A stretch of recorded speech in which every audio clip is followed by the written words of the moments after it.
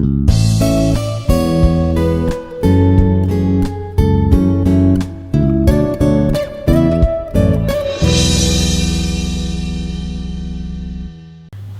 everyone, I'm Dr. Sudeepthi, Associate Professor in the Department of English from the Institute of Aeronautical Engineering. Today, I'm here to communicate my opinions on communication skills. Do you think communication is important? Why is it so important in the present times? Do you feel the need of communication? In the present generation, we have plenty of things. We have ample opportunities to share our emotions, feelings, and thoughts. So, how do we shape our thoughts? And how do we communicate them? So, we shall now think and reflect on some of the thoughts about communication skills. Now you see a picture there on the screen. You see many people communicating, interacting with each other. What are the thoughts that come to your mind when you see this picture? You see many people, in pairs, standing together. Some of them are shaking their hands, some of them are articulating, some of them are seriously involved in some work. You see various people, different people are in different actions, but the common thing you notice there is you see them communicating. Is it not the thought that hit you when you see this picture? Yes, you're right. They are communicating. They're articulating with each other. So, what is so significant about it? And why is it so significant in the present times? Nowadays we see people, many opportunities are wide open to the ones who are really good at communicating their thoughts and feelings. So, and you see many centers, spoken centers established in various places also. So, all these centers or all these training programs are meant particularly for training people who are interested in learning communication skills, because communication is everywhere. Even if let me give an example, a small example.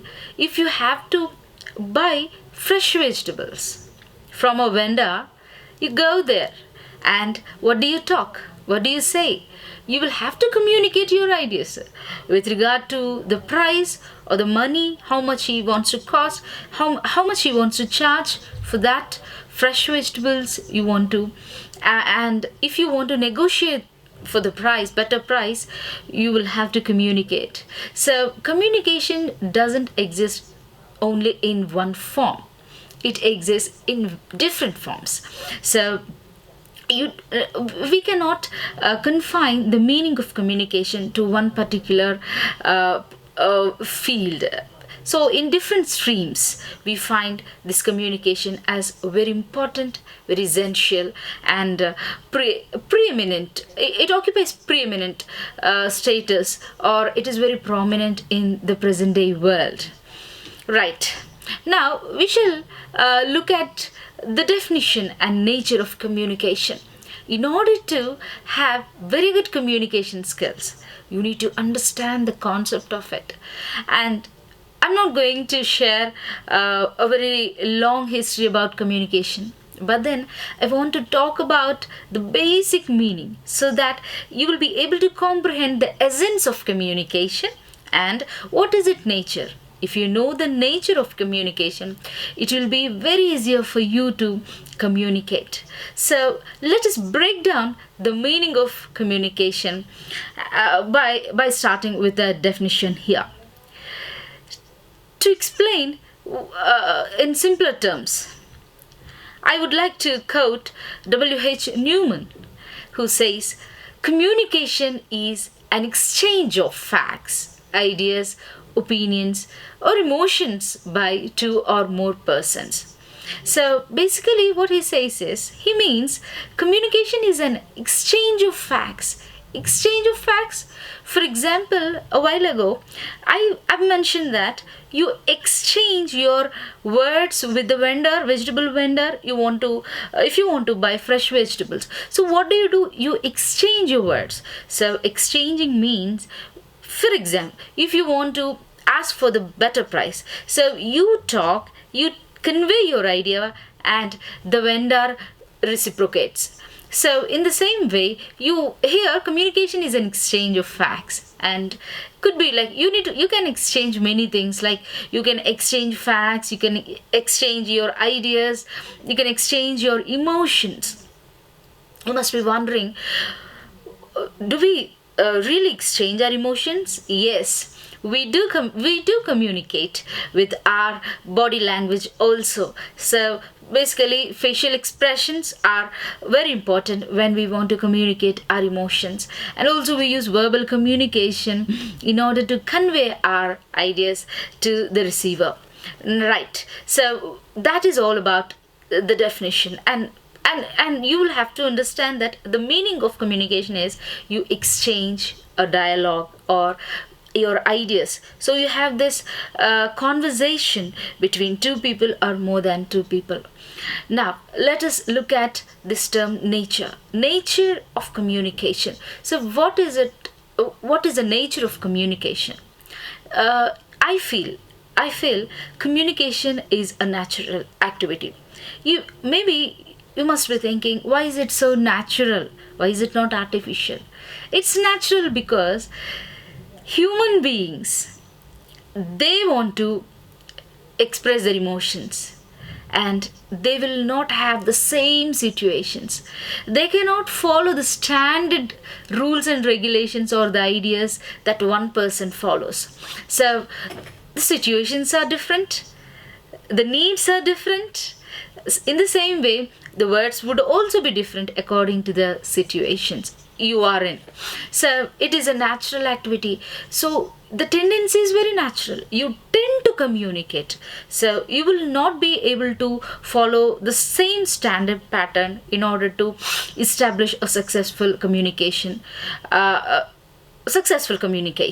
So it is a natural activity, and it is also used to convey your opinion, information, and emotions to others. This is very important. I've already emphasized on this point in the previous sentence. That is, you need to convey your opinions.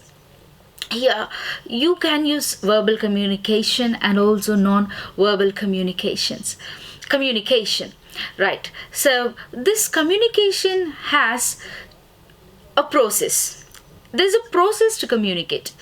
In the same way, you can also express your thoughts and ideas, or you can communicate either in oral terms, in oral forms, or in written modes. So you can orally interact with your receiver, and you can also do that in a written way also, in a written mode also. So this communication can be basically done in two ways. And also we don't communicate not only in oral or written mode, but we also communicate through our body language. That is where non-verbal communication comes in. In addition to the points we discussed under the title Nature of Communication, we see communication as dynamic. Dynamic communication. Communication is dynamic in the sense it is not static. It doesn't exist in one form. It is ever changing. Communication is dynamic means it is progressive. It takes too many let me say perspectives. Like you can change your conversation. You cannot limit your communication to one particular way. You can use your emotions. Every individual wants to convey his or her emotions or thoughts. So this person who wants to communicate will take communication process further, and he looks at communication from different perspectives. So it is not static, it is progressive. It is not digressing, but it is a progressive activity. Now we'll see communication as a two-way process. Why is it two-way process? It is two-way process because you exchange your ideas with the receiver.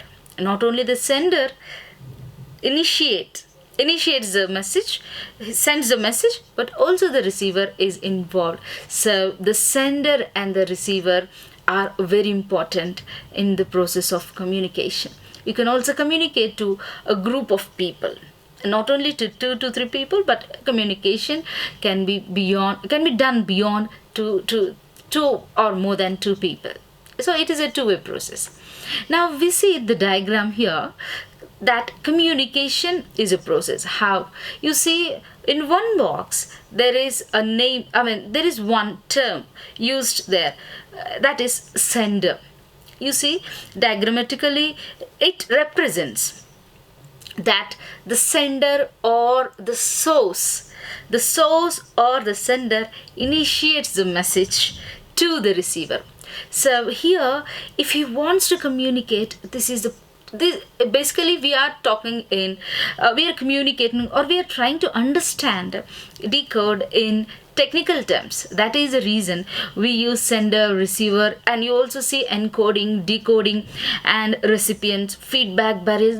There are several terms involved here, but it is very easy. Do not get confused with all these technical terms. Communication is to do with sender and the receiver, and a few things are also involved, like when the sender initiates the message. If the sender wants to send the message to the receiver, what does he do? He encodes his message. Encoding in the sense, he starts shaping his thoughts. Whatever ideas, whatever thoughts he has on his mind, he starts communicating them. He translates his thoughts into words. In the sense, he's encoding the information, he's putting together. He compiles, like he prepares a message and then he sends it through a channel. So that channel is something is very effective. So that channel could be the medium through which you want to send. Could be oral or written medium, or it could be you can also use a technical way to communicate your message. Could be your email, or a message, simple message, or it could be a written mode, or it can be done in any way. So the channel is the medium through which you pass on, you transmit the information, you transfer your ideas to the receiver. Now, what does this recipient do? The recipient does decode the information sent by the sender. Here, decoding in the sense, he starts interpreting the message. So interpreting in the sense, he starts understanding the message sent by the sender. So he decodes the message sent by the sender. So the recipient or the receiver will take the information sent by the sender and starts reciprocating with his feedback. Here the word, you see, feedback is also used. Feedback is something like you respond, the receiver responds, the receiver reciprocates with his message. So the chain repeats. The sender transfer the information through a channel. Channel could be written or oral or a technical means of communicating your ideas, and through the channel the recipient or the receiver receives a message and then reciprocates to the sender. let me give you a small example. For example, if I want to communicate with my friend, I say like this: hello, how are you? Then my friend says, hello Sudeepthi, I'm very fine. Then I would say, how do you do? Then my friend says, yes, I'm doing well. So I send the information and I get the response from my friend. So in the same way, you follow the same procedure when you communicate, and some barriers are also involved. Barriers in the sense, like, all the kind of, like, these are the barriers that obstruct or that cause hindrances in communication. So these barriers are different. There are many, like speaking barriers, we call them as speaking barriers in the sense, like lack of communication skills, lack of communication or language skills, lack of pronunciation, lack of clarity in your speech, lack of clarity in your voice, and lack of body language, and lack of proper attitude. The way you receive others will be the way you will be received by others. You receive others and you will be received by the receiver. So in the same way, so attitudinal barriers are also very important, and you should have this clarity in your information. If you are not very much clear about the message you want to send, so that will really cause that will affect in a negative way. So the communication process will not have in a smoother way. So you need to take these steps or stages in communication very seriously, but they are very easy. But if you can understand the concept of communication, like it as a process, and it involves all these things, then you can communicate in a very effective way and in a natural way.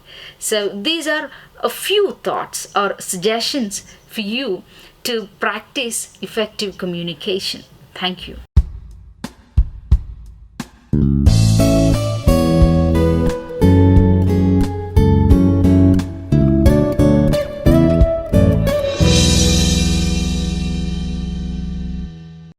Like, share and subscribe.